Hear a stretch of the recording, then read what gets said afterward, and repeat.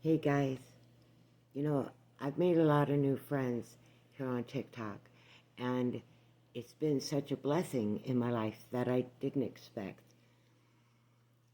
Uh, I went through about 6 years of losing family members.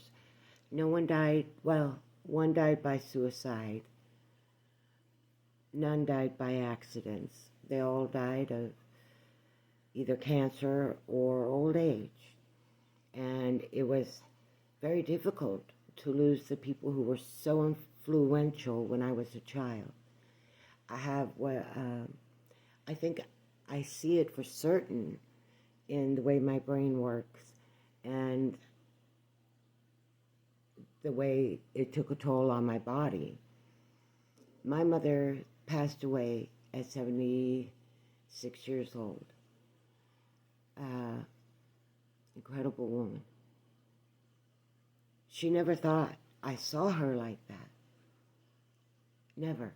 She never thought that I admired her, even though, especially in my younger years, my very formative preteen years, everyone in my family always kept telling me, take your mother off a pedestal. Because I would not let anybody speak in a hurtful manner to or about my mother. And that stems from my grandmother. Not my mother's mother, my father's mother.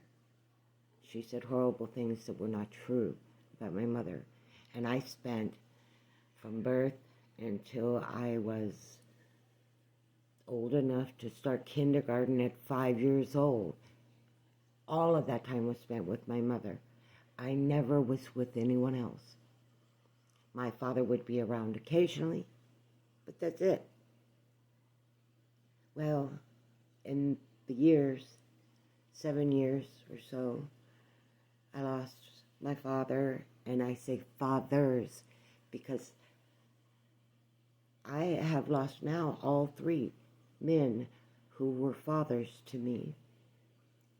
There's my biological father, who was also a very good father when I was older. Then there was my adopted father, Tony, and he was aggressive. He was Sicilian. He was raised in a different type of home environment, yet it resembled in many ways the one my mother had grown up in. So I understood their connection. The only problem was my mother fled that life, and my father, Tony, wanted to carry it on. And that was their difference. That was their battle. And it tore them apart. But I'll tell you what, that man protected me. Not from him, of course. He really felt he couldn't do that much damage, though he did. But I forgave him because he asked me to my face, not in a letter, not on some kind of message. We didn't even have that back then. But I didn't know. I knew he was sick, but I didn't know how sick. And we lost touch. And I really regret that, because as an adult, I was better able to understand who he was. But he was very protective of me around and to others.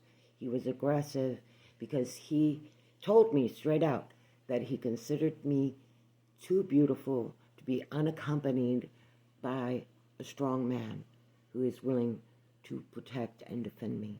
He told me that when I was 15, in a car ride home, when he had, I don't remember if he was taking me to Arkansas or bringing me home from Arkansas, because I had been sent to stay with a relative, because by 15, there was no controlling me. So for all you fathers and mothers out there going, how do I control this person at 15? You don't. You don't, and you can't. And the more you try to force it, pardon, I gotta decline a call. But the more you try to force it, the more rebellious they become. But you cannot become complacent and just accept it all either, as my kids found out. Well, you're maturing. Okay, so now you're going to also have to learn what it's like to deal with other adults in the world besides me. And they tried their rebellious shit on the outside of the house, and I couldn't pull it off there, and I had to keep it called, "Come save me, come save me."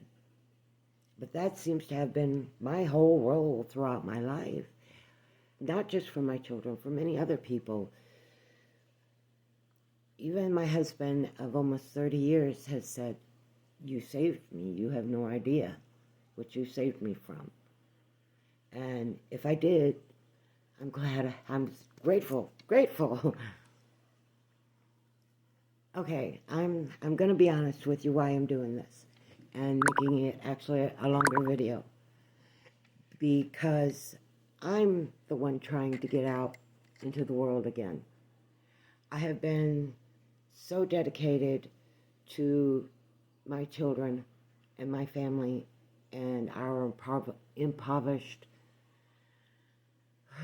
that was hard to say, impoverished life. My husband, he's no slacker, nowhere near it. And he's got a strong conscience and a good moral base. That's how we ended up together for 30 years. But it meant to provide for us, he had to work and be away from the home all the time. And